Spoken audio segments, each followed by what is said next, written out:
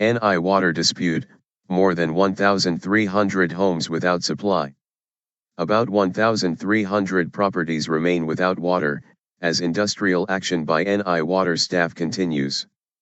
The disruption is across counties Tyrone and Londonderry. Normal out-of-hours repairs are not being carried out because of the dispute over pensions. NI Water said it would try to minimize disruption, but resources were limited. The company has a postcode search on its website for customers to check for information.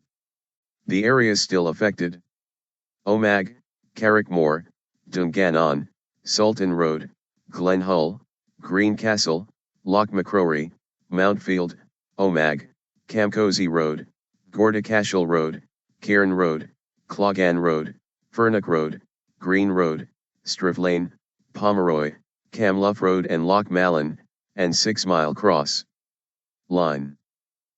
Draperstown, Cahor Heights and surrounding areas. Pomeroy, Sluggan Road, Barday Hesiok Lane. Living without water. Patricia Gray lives outside Draperstown, County Londonderry, and has been without water since Thursday morning. We've had 2 short spurts of water this morning for about half an hour, on Saturday, for about 1 hour, and that's it. This is day 4. It's the coldest snap in the winter and we can't even heat the house because of the pressurized system that uses the water. We've had 3 or 4 inches of snow. There's 6 of us in the house altogether, 3 teenage girls who shower and wash their hair every day. It's awful. It's just got to the point where it is really frustrating and everybody is very angry in this area that nothing seems to be getting done.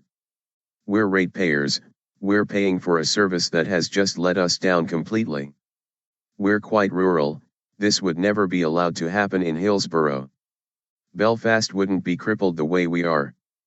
Apologies really are no good for us. People are running a multi-million-pound company and it's just not good enough. Line. NI Water Chief Executive Sarah Venning said, "It is completely unacceptable that this industrial action is aimed and targeted at customers. Direct consequence."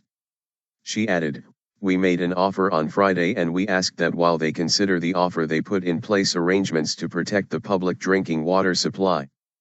They refused to do that, and we see these interruptions to supply as a direct consequence of their refusal." NI Water said as a result of the industrial action, unions were only allowing their staff to work between 8 and 4 during the week, so outside of those hours, there was no cover for the water treatment works or the distribution works.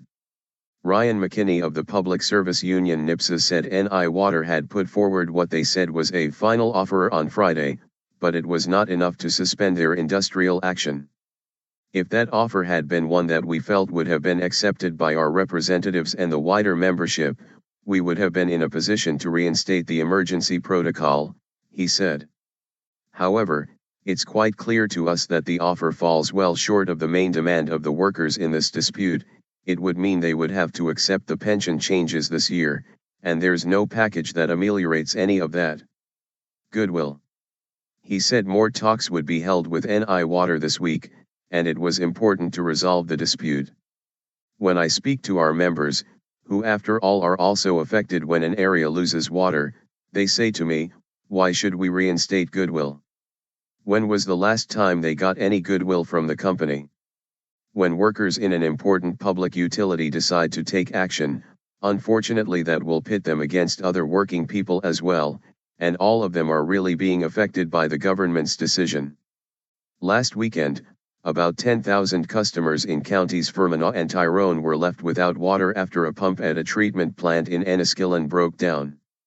NIPSA, Unite and GMB members voted last month for a work rule and withdrawal of on-call services and overtime in a row over pensions. NI Water said it remained committed to continued engagement with trade unions in an effort to resolve the dispute.